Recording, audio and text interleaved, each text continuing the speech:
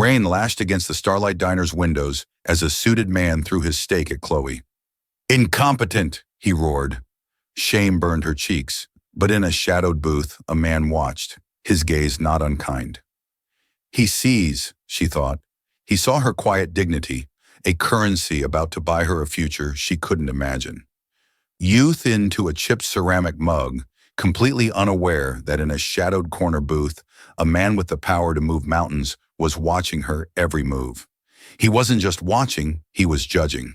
And his judgment was about to shatter her world, not with cruelty, but with a single impossible question that would force her to confront everything she thought she knew about kindness, destiny, and the true price of a second chance. This isn't a fairy tale. It's what happens when desperation meets an extraordinary secret.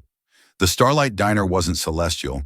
It was a greasy spoon off the E95 corridor, a place where the formica tables were perpetually sticky and the scent of fried onions clung to the air like a ghost.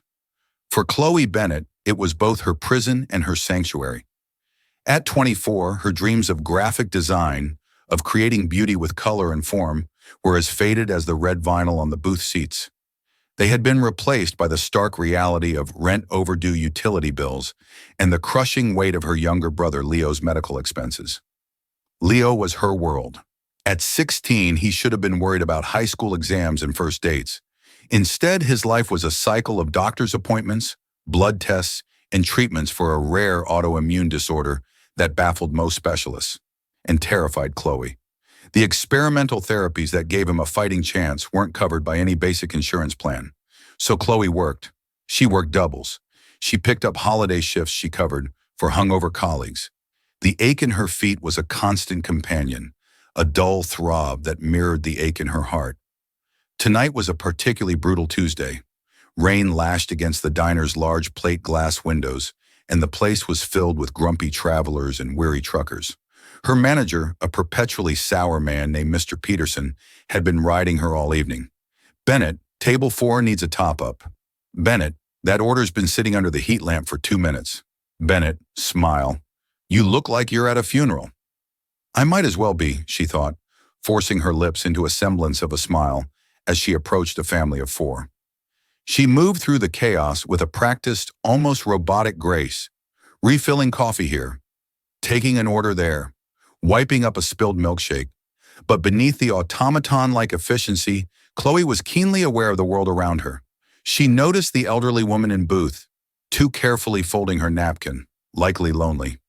She saw the young couple in the back arguing in hushed, angry tones, and she noticed the man in the corner booth. He'd been there for nearly 2 hours nursing a single cup of black coffee. He wasn't like the usual clientele. He wore a simple dark gray Henleyan jeans, but they were well-fitted and made of a quality fabric that seemed out of place amidst the polyester and worn denim of the other patrons.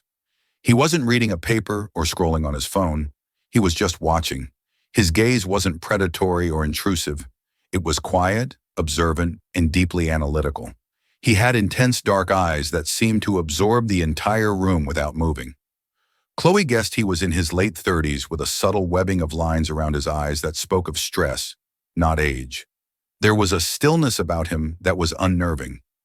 Around 9:00 p.m., the bell above the door chimed violently, admitting a blast of wind and a man who seemed to carry his own personal storm cloud. He was loud dressed in an expensive but tasteless suit and wire of cologne and entitlement. He snapped his fingers to get Chloe's attention, a gesture that made her skin crawl. "Hey, sweetheart, steak medium rare, and a beer. Make it quick." He didn't look at her, instead tapping impatiently on his phone.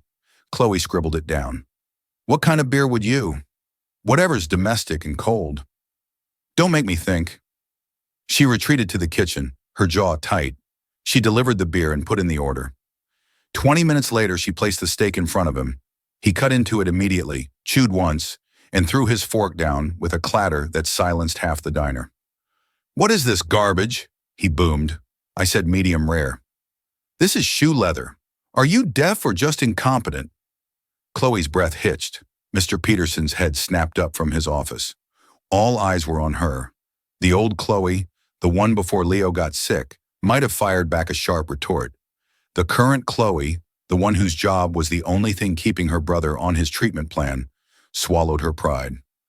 "I'm very sorry, sir," she said, her voice steady, despite the tremor in her hands. "I'll have the kitchen make you another one right away." "Don't bother," he sneered, pushing the plate away. "I've lost my appetite. I'm not paying for this slop." "Sir, you've eaten a quarter of it," she pointed out softly. "Are you arguing with me?" His voice rose in volume and pitch. "You want me to tell your manager what a useless waitress you are? I'm not paying. Get me the check for the beer." Mr. Peterson was already scurrying over his face, a mask of panicked apology.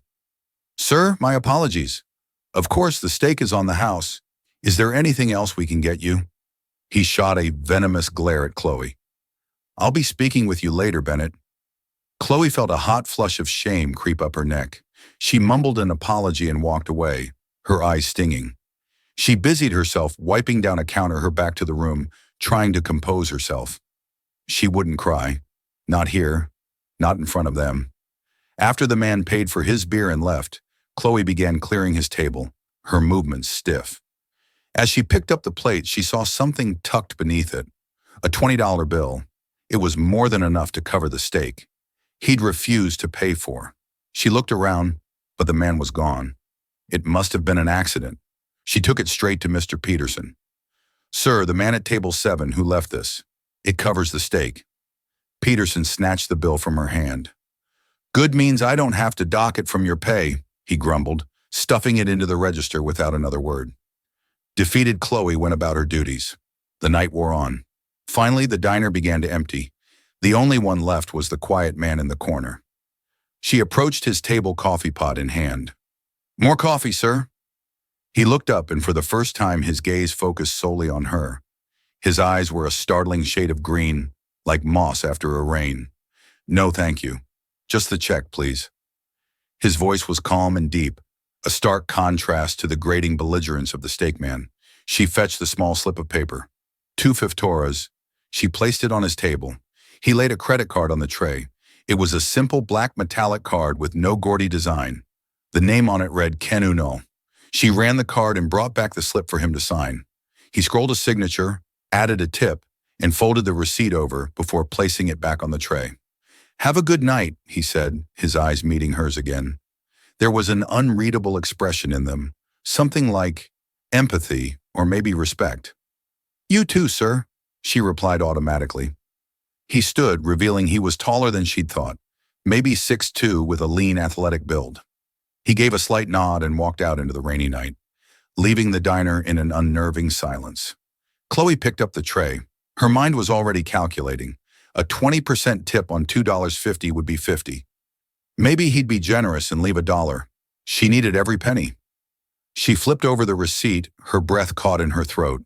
She stared, certain her exhausted eyes were deceiving her. She picked it up, her fingers trembling. The bill was $250. On the tip line he had written clear as day, 5,000 Wes. Below the tip, in the same neat, strong handwriting, was a short message. Character is a currency that isn't accepted everywhere. Where it matters, it's priceless. Your patience tonight was worth more than this. Below that, a phone number and another line. If you believe you're worth more than this diner, call me. We have something to discuss. Chloe sank into the booth, the receipt clutched in her hand, her heart hammered against her ribs. $5,000. It was more than 2 months' rent. It was a full cycle of Leo's medication. It was a lifeline. But it was the note that truly staggered her. He had seen it all. He had seen her humiliation, her restraint, her quiet dignity, and he had put a price on it that was beyond comprehension. The world, which had felt so small and gray just minutes before, suddenly felt vast and terrifying and full of impossible light. The Starlight Diner closed at midnight. Chloe spent the last hour in a daze mechanically wiping down tables and restocking salt shakers. Mr. Peterson mollified by not having to comp. The steak granted a good night and left her to lock up. The moment the door clicked shut behind her, she pulled the receipt out of her apron pocket. 5,000. Go, lass. The number still didn't feel real. It was a typo. It had to be. No one tips $5,000 on a cup of coffee. He must have meant to write fatal and his pen slipped. But the decimal point was precise. The zeros were perfectly formed. And then there was the note. She sank onto a stool, the smell of bleach and old grease filling her senses, a stark contrast to the surreal piece of paper in her hand. The money was one thing, a shocking, life-altering thing. But the message felt heavier, more significant. Your patience tonight was worth more than this.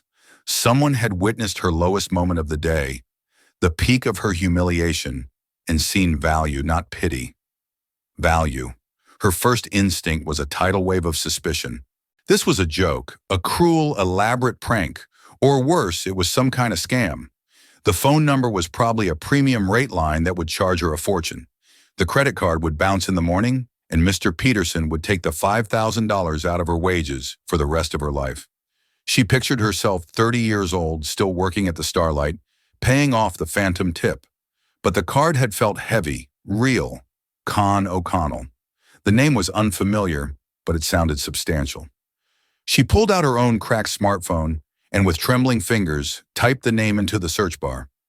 The results hit her like a physical blow. The first few links were to business journals. Forbes, the Wall Street Journal, Bloomberg.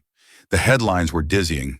Kean O'Connell, the reclusive tech maverick behind O'Connell Industries.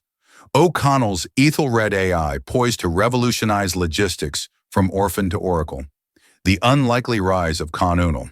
Photographs showed the same man from the diner, though usually in impeccably tailored suits instead of a Henley. The same intense green eyes, the same quiet assessing expression. He was the founder and CEO of O'Connell Industries, a multi-billion-dollar technology and investment firm. He was notoriously private, rarely giving interviews or appearing at public events. One article described him as a ghost in the machine of modern capitalism, a brilliant mind who valued anonymity above all else. Another detailed his tragic backstory. His parents, Irish immigrants, had died in a car accident when he was a teenager, leaving him to be raised in the foster care system. He had built his empire from nothing. Chloe felt the air leave her lungs. The man who had sat in her section for 2 hours, watching the dregs of society drift in and out, was one of the wealthiest men in the country. He had seen her get verbally assaulted over a $10 steak. She slumped against the counter, her head spinning. Why? Why would a man like that be in the Starlight Diner? Why would he care about a waitress? And why would he leave a tip that was to her a fortune, but to him probably less than a rounding error? The phone number on the receipt now seemed like the most intimidating thing she had ever seen. What could he possibly want to discuss? Her mind raced through a dozen scenarios, each more outlandish than the last. Was this some bizarre recruitment test for a TV show? Was he a philanthropist looking for a sob story to feature in a campaign? Or was it something darker, something transactional? She couldn't even bear to imagine. She walked home in the rain, the thin fabric of her jacket doing little to keep out the chill. The receipt was tucked safely in her wallet, feeling like a hot coal against her hip. Her apartment building smelled of damp carpet and boiled cabbage. Inside her small, cluttered living room, she checked on Leo. He was asleep, his breathing shallow. But even the latest round of medication sat on his bedside table, a vial of liquid gold that cost more per ounce than any perfume. Looking at him, the fear began to recede, replaced by a fierce, desperate resolve. The $5,000, if it was real, was a godsend. It would cover next month's treatment completely. It would mean she wouldn't have to choose between keeping the lights on and buying the medicine that kept her brother alive. The risk of calling the number, whatever it was, suddenly seemed very small compared to the risk of not calling. The next morning, her bank app confirmed it. The credit card transaction had cleared. The diner's account was $5,002 boss eyes, $50 richer. Mr. Peterson, seeing the deposit, was in a state of flustered disbelief. He assumed it was a corporate expense account error and said nothing to Chloe, terrified that acknowledging it would make it disappear. For Chloe, the reality of the money was a dizzying relief. She could breathe, but the number remained. All day during another grueling shift, it preyed on her mind. If you believe you're worth more than this diner, call me. Did she? Before Leo's illness, she had been a promising student at the community college, her graphic design portfolio brimming with talent and passion.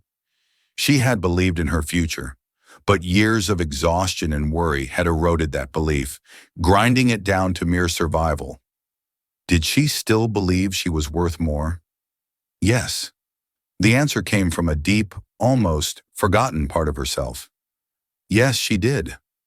That evening, after making sure Leo had eaten and taken his medication, she sat on her lumpy sofa, the piece of paper in her hand. Her heart pounded a frantic rhythm against her ribs. She took a deep breath and dialed the number. It rang twice. A crisp professional voice answered, "Not Keon O'Connell's O'Connell. How may I direct your call?" It was a woman's voice, cool and efficient. Chloe's mouth went dry. Hello. My name is Chloe Bennett. I was given this number by Mr. O'Connell. It came out as a question. There was a brief pause. Chloe could hear the faint, almost imperceptible click of a keyboard. "One moment, Miss Bennett." She was put on hold. The music wasn't the usual tiny elevator tune. It was a complex, beautiful piece of classical piano. It only made her feel more out of place. After what felt like an eternity, the woman's voice returned. "Mr. O'Connell can see you tomorrow morning at 10 Mas. The address is Warren Iruwazuro Westbridge Avenue, Penthouse Suite. Please bring a form of identification. A car will be waiting for you at your address at 9:15. Does that work for you, Miss Bennett?" Chloe blinked. A car? A penthouse suite. This was happening. "Yes," she squeaked, her voice barely a whisper. "Yes, that works. Very good. We will see you then." The line went dead. Chloe stared at her phone. 1400 Westbridge Avenue was the O'Connell Tower, a gleaming spire of black glass and steel that dominated the city skyline. It was a monument to a world she had only ever seen from the outside. A world of power, of wealth, of influence. Tomorrow she was going to walk into the heart of it. The fear was immense, a cold dread that settled deep in her bones. But beneath the fear, a tiny, fragile spark of something else ignited. Hope. The next morning, Chloe woke up before her alarm. She spent an hour agonizing over what to wear. Everything she owned seemed to scream. Struggling waitress. Her jeans were faded. Her blouses were from thrift stores. Her one good dress was for weddings and funerals. She finally settled on a pair of simple black trousers, a plain white blouse that was thankfully not see-through, and a gray cardigan to hide the frayed cuffs. She pulled her hair back into a sleek, low ponytail, trying to look professional and invisible at the same time.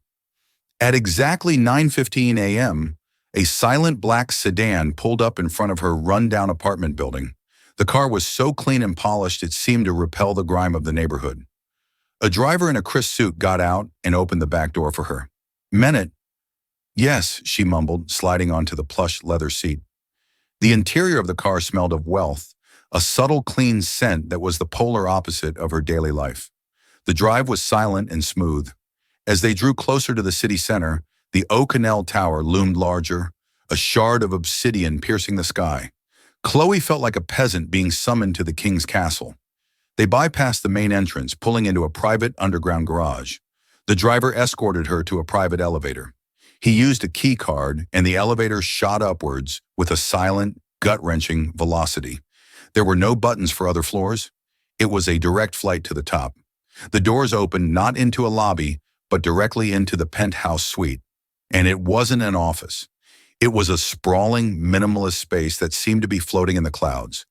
The walls were almost entirely glass, offering a staggering 360-degree view of the city below.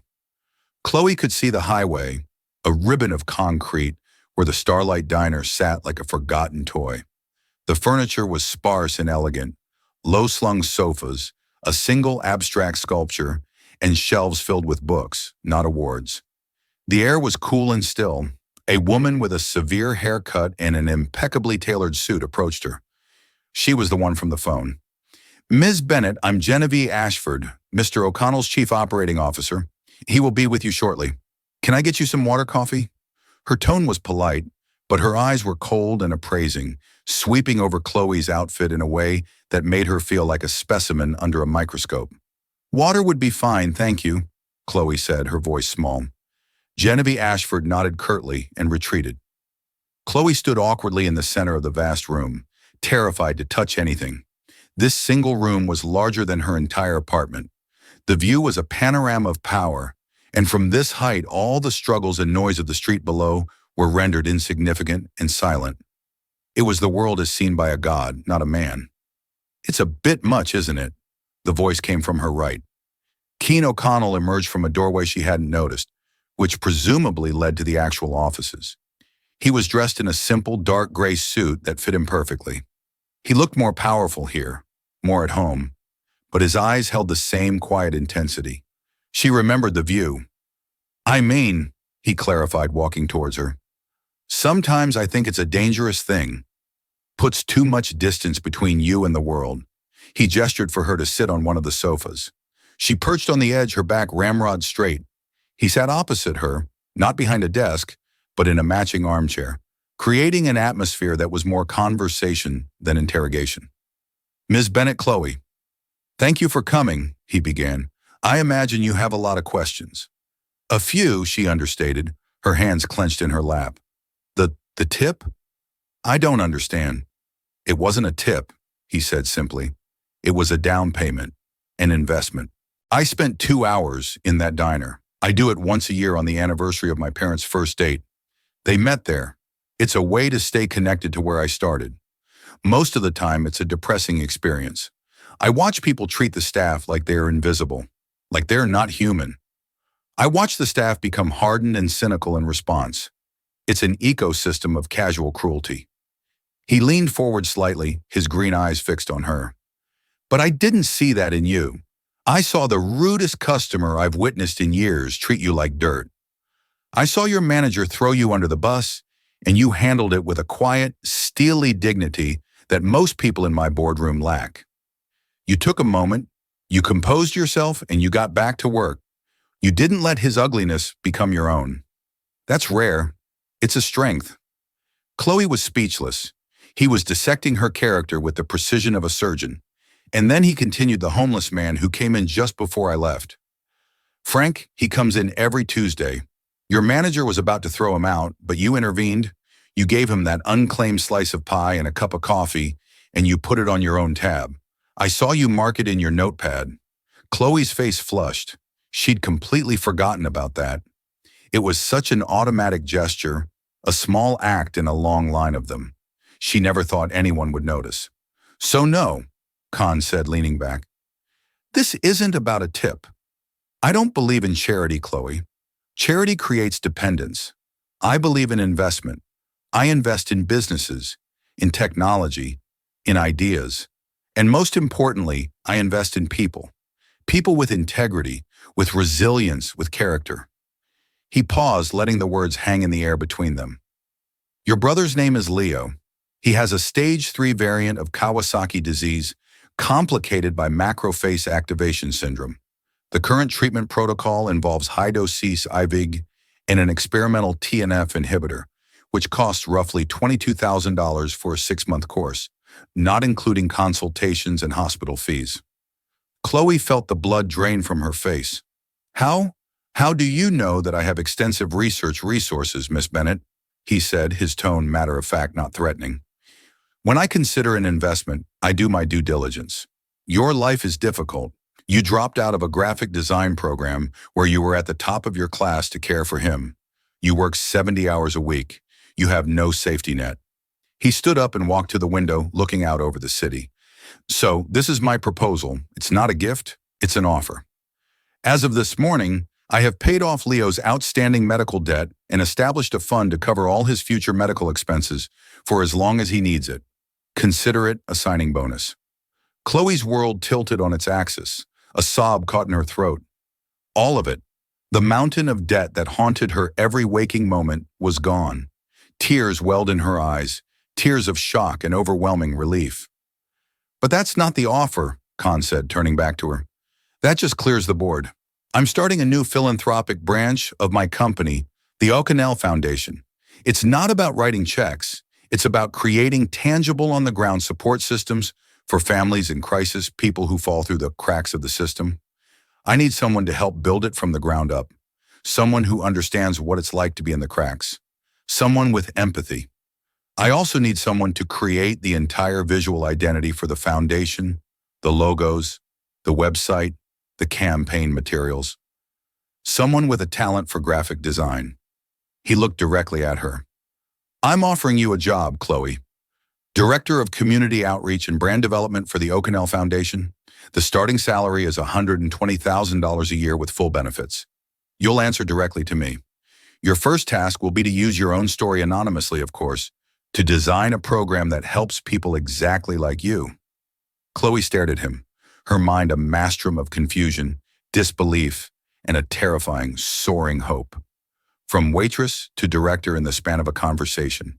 It was impossible. It was a dream. Why? She finally whispered, the tears now streaming freely down her cheeks. Why me? You could hire anyone. Can O'Connell gave a small, sad smile. Because the best people to solve a problem are the ones who have lived it. I can hire a 100 red Ivy League graduates with MBAs. They can create spreadsheets and projections. They can't create genuine connection. They don't know what it feels like to choose between medicine and electricity. You do. Your perspective isn't a liability, Chloe. It's your greatest asset. The question is, are you ready to use it? From the corner of her eye, Chloe saw Genevieve Ashford standing in the doorway, her expression a mask of stony disapproval. In that moment, Chloe understood this wasn't just a job offer, it was a test.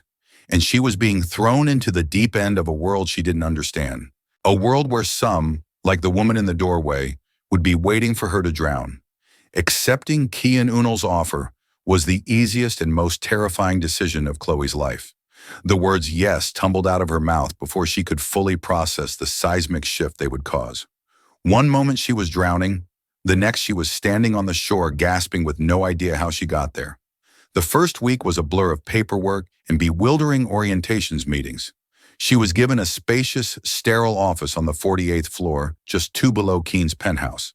Her window offered a view that was only slightly less magnificent than his. She had a state-of-the-art computer with every design program she had ever dreamed of using, a corporate credit card and an assistant, a polite, nervous young man named Peter, who seemed terrified of her. The most profound change, however, was quiet and personal. The first night after her meeting with Keon, she went home and told Leo. She explained as best she could that a wealthy benefactor had noticed her at the diner and offered her a job, and as part of the package, all his medical bills were covered forever. Leo, who had grown so accustomed to the quiet anxiety that permeated their lives, simply stared at her. Then, for the first time in years, he broke down and cried, not tears of pain or fear, but of pure, unadulterated relief. Chloe held him, the two of them weeping together on their lumpy sofa. The crushing weight that had defined their existence, finally blessedly gone. That single moment was worth more than any salary or fancy office. But the relief of her personal life stood in stark contrast to the mounting pressure of her professional one. The O'Connell Tower was a world unto itself, with its own language, its own customs, and its own unforgiving hierarchy. It was a gilded cage, and Chloe felt like a common sparrow trapped inside with a flock of calculating predatory hawks. The undisputed matriarch of the flock was Genevieve Ashford. From day one, Genevieve made her disdain for Chloe clear. It wasn't overt aggression, but 1,000 subtle cuts. She would forget to include Chloe in crucial email chains. She would schedule vital meetings and accidentally send the invitation to Chloe's old defunct email address from HR. In group settings, she would introduce Chloe with a slight, almost imperceptible emphasis. And this is Chloe Bennett, who is heading up our new foundation. Khan has a personal interest in this project. The implication was clear and venomous. Chloe was a pet project, a charity case, not a colleague. Chloe tried to ignore it, focusing instead on her work. She threw herself into designing the foundation's visual identity. The ideas that had been dormant for so long came flooding back. She sketched logos, designed website mock-ups, and created branding guides. The work was exhilarating. When she was lost in a color palette or a typography choice, she could almost forget the cold stares and whispered conversations that followed her down the hallway. Her first major assignment was to develop and present a proposal for the foundation's inaugural project. Drawing on her own experience, she designed the Bridge program, a system to provide immediate, no questions asked, financial relief to families who hit a sudden medical or housing crisis, buying them the crucial 30 to 60 days they needed to find a more permanent solution. It was about filling the gap, the terrifying chasm between a paycheck and a catastrophe. She worked tirelessly on the presentation, creating compelling infographics and a detailed, compassionate plan. The presentation was to be made to the company's executive board, a panel of 6 sharp-suited, stern-faced individuals, including Genevieve and Khan. Chloe felt sick with nerves as she stood at the front of the boardroom. The room was intimidating, all dark wood and polished chrome, with a view that could make a person feel dizzy. Khan gave her a small, encouraging nod from his seat at the head of the table.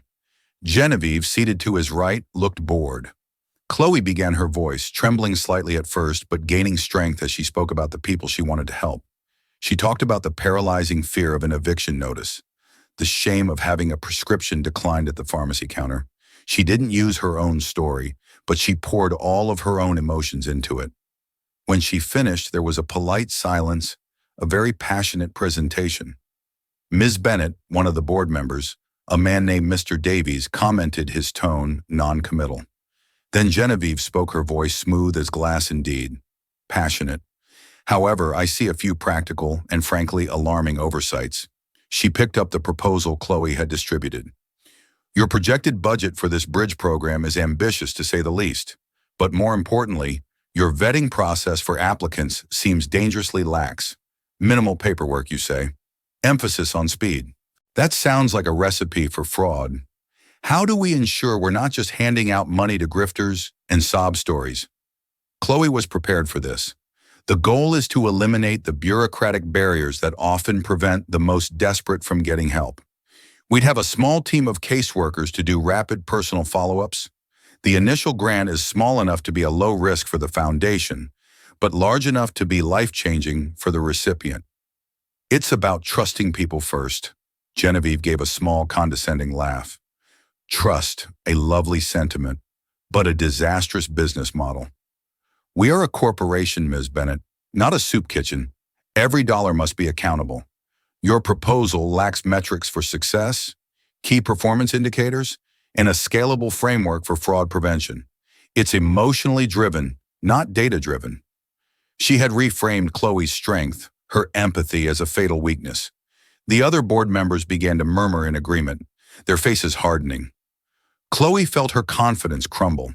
Genevieve was speaking their language, the cold, hard language of profit and loss of risk mitigation and scalability.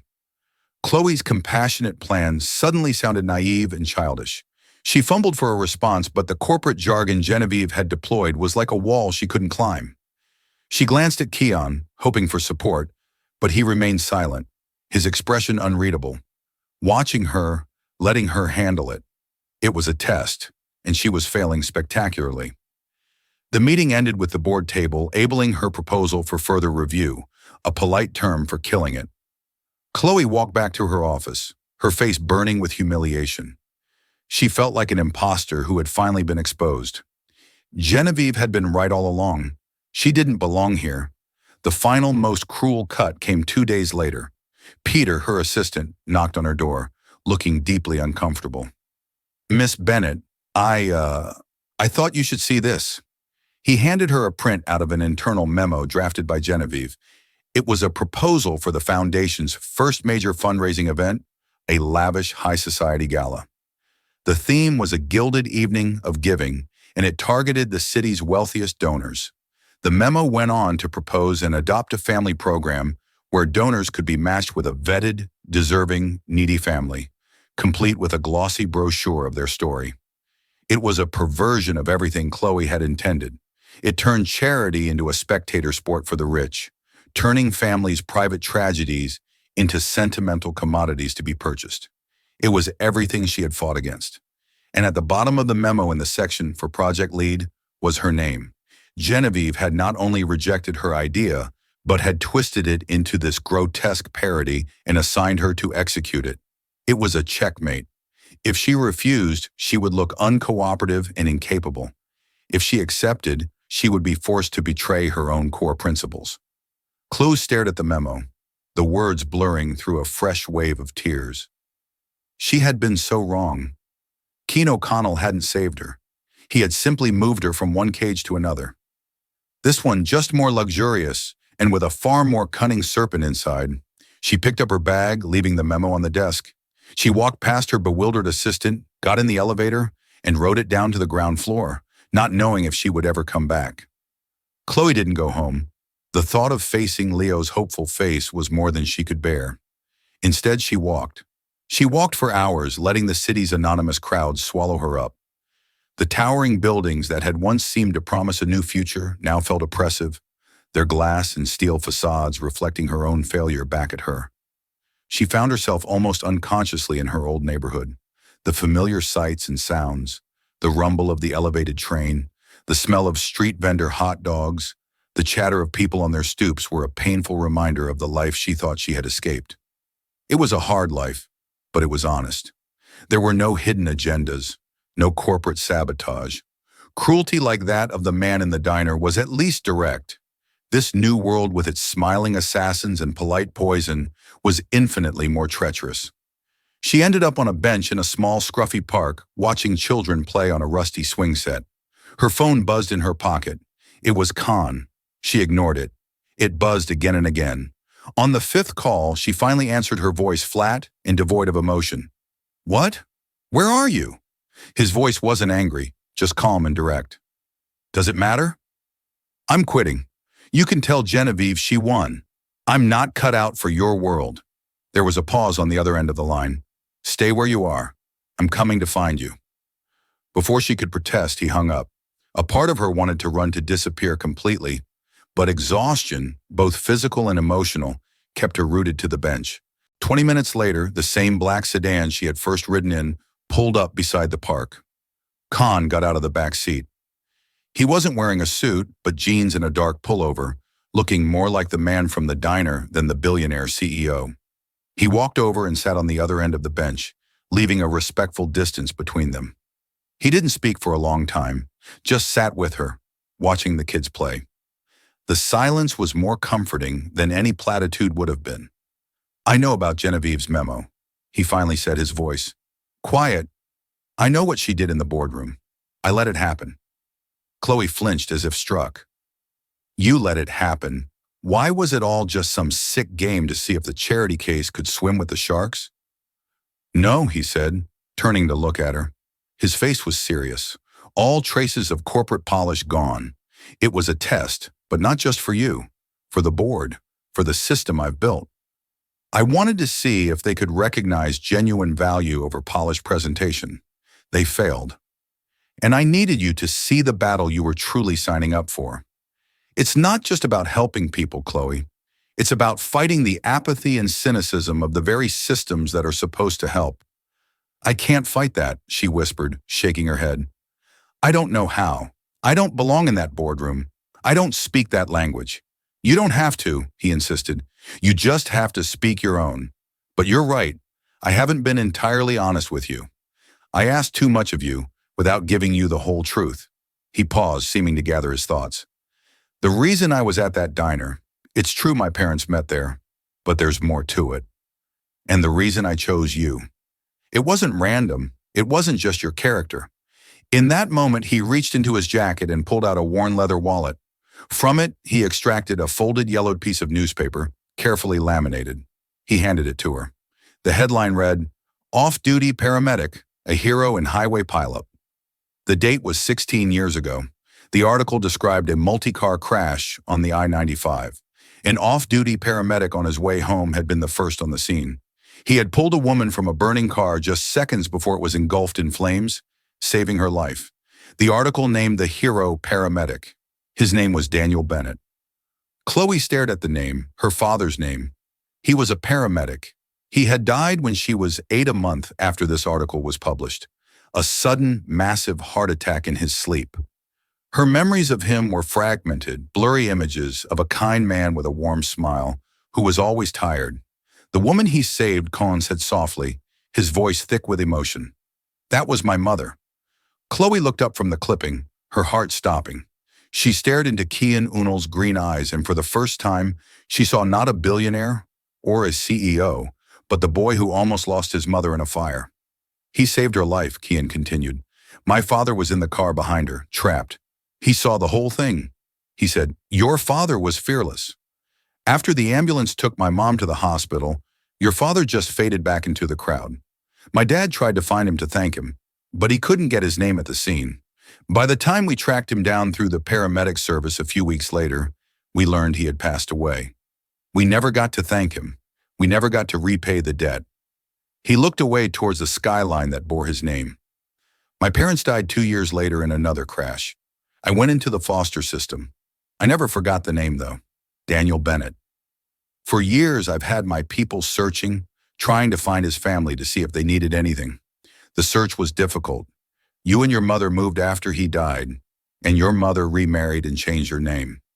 It was only recently through a deep dive public record search that we found a match. A Chloe Bennett, daughter of the late Daniel Bennett, living in the same city, whose younger brother had a catastrophic medical diagnosis. He turned back to her, his eyes pleading for understanding. When I saw your name, I had to see for myself. I came to the diner to watch you. I thought I would just anonymously pay off your debts and disappear. But then I saw you. I saw him in you. That same quiet strength, that same instinct to help without seeking reward. That dignity. It wasn't charity, Chloe. It was never charity. It's a debt of honor my family has owed yours for 16 years. The world had shifted beneath Chloe's feet once again. The story of her life, a narrative of struggle and bad luck, was suddenly part of a much larger, more intricate tapestry of fate and connection. Her father, a hazy figure from her childhood, was suddenly a hero, his legacy echoing through time to save his children. Keon's unbelievable offer wasn't the whim of a rich man. It was the closing of a circle, the fulfillment of a promise. She wasn't an imposter. She wasn't a pet project. She was her father's daughter, and the strength he had passed down to her was not a liability, but a legacy. The tears that came this time were not of sadness or humiliation, but of a profound, earth-shattering understanding. The fight with Genevieve, with the board, with the whole cynical world, it was no longer just her fight. It was her father's too, and she would not let him down. Chloe returned to the O'Connell Tower the next morning, but she was not the same woman who had fled the day before. The knowledge of her father's legacy had forged a new spine of steel within her. She walked past her office and directly into a high-level planning meeting for the fundraising gala, a meeting she hadn't been invited to. Genevieve Ashford stopped mid-sentence as Chloe entered. "I believe you're in the wrong room," she said icily. "No, I'm exactly where I need to be," Chloe replied, her voice ringing with newfound authority. She turned to the assembled team. "The Gilded Evening concept is canceled. It's exploitative and misses the entire point of the foundation. We're not selling pity. We're building bridges." Before Genevieve could protest, Chloe laid out her new vision. The event would be called the Bridge Builders Initiative. Instead of a lavish party, it would be an immersive showcase. She described creating powerful installations, each detailing a real solvable problem. A family needing a car repair, a student needing a laptop. Guests wouldn't just donate, they would use tablets to directly fund a specific need in what she called the market of moments. Genevieve was apoplectic, calling the idea grim, uncomfortable, and doomed to fail. "You can't ask millionaires to feel bad," she argued to Khan. "It's fundraising 101. Khan simply looked at Chloe, saw the fire in her eyes, and overruled Genevieve. "Let her work," he commanded. It was a colossal gamble, and Chloe's future rested on the outcome. The night of the event, the atmosphere was tense. Wealthy donors arrived in bespoke suits and couture gowns, looking confused by the raw industrial space and the stark museum-like exhibits. For a moment, Chloe's stomach churned as they milled about awkwardly. Genevieve stood in a corner, a smug "I told you so" look on her face. Then the first domino fell. An elderly woman draped in diamonds stood before an installation about a veteran who couldn't afford a prosthetic limb. After listening to his story, she quietly tapped her tablet. A large screen on the wall, previously dark, lit up. A hero's mobility funded. A gasp went through the room. A tech mogul then funded a year's worth of specialized baby formula for a low-income family. Another screen lit up. Soon it became a cascade. The quiet competition wasn't about ego, but about impact. The room transformed from a party into a mission control center for kindness. The night was capped by a raw, Heartfelt speech from a local food bank director whose honest words cut through any remaining pretense. By the end of the evening, they hadn't just met their fundraising goal, they had tripled it. More importantly, real connections were made between the city's elite and its frontline community leaders. The next morning, Genevieve Ashford's resignation was on Can's desk. As Chloe looked out over the city from her office, Keon came to stand beside her. "You didn't just throw a party." "Chloe," he said, his voice filled with a respect she had never heard before. "You showed them how to be architects of change. Your father saved one life with his hands. You honored him tonight by showing hundreds of people how to save lives with their hearts." 2 years later, Chloe Bennett was no longer an imposter in a gilded cage. She was its architect. As executive director, she had grown the Acanel Foundation into a formidable force for good, its Bridge Builders initiative, a celebrated model of effective philanthropy. She moved through the world with a quiet confidence, her past struggles not a source of shame, but the bedrock of her strength. Her brother Leo, now in remission, was in his first year of PMED. His future a bright horizon. Her partnership with Keon was one of deep mutual respect. The debt between their families long repaid and replaced by a shared mission. One rainy Tuesday driving home, an old instinct led her back to the I-95 corridor and the familiar buzzing sign of the Starlight Diner. The place was timeless, steeped in the same scent of fried onions and stale coffee. She took a booth and watched a young waitress, no older than 20, move through the evening rush. In the girl's tired eyes and forced smile, Chloe saw a painful reflection of herself, a ghost from a life that felt a world away. When Chloe paid for her coffee, she left a $500 tip on the small bill. It was enough to be a lifeline, but not so much as to be a fantasy. Beneath the amount, she didn't leave a phone number or a promise of rescue. She simply wrote, "I see how hard you're working. Your strength is worth more than you know. Don't ever let anyone make you feel small." She left without seeing the waitress's reaction. As Chloe drove away, leaving the diner's light behind, she understood the truth of her journey. Can O'Connell hadn't saved her. He had given her a door and the key. It was her own courage that had turned it, her own vision that built the new world on the other side. Her life had been changed forever, not by a billionaire's gift, but by the profound power of being seen and the realization that her true purpose was to hold that door open for others. The story of Chloe Bennett is a powerful reminder that our true worth isn't measured by our job title or our bank account, but by the quiet integrity we show when no one is watching. It's a testament to the idea that a single act of kindness, a moment of recognition, can echo through generations and change the entire course of a life. Chloe wasn't just saved from poverty. She was empowered to become a savior for others, proving that the deepest struggles often forge the strongest leaders. Her journey from a hopeless waitress to a beacon of hope shows us that there are Keon O'Connells in the world, people who see value where others see nothing. But more importantly, it shows us there are countless Chloes filled with untapped potential waiting for their chance to shine. If this story moved you, please hit that like button to let us know. Share it with someone who might need a reminder that their character matters. And don't forget to subscribe and turn on notifications so you don't miss our next story about the incredible hidden connections that shape our cloud.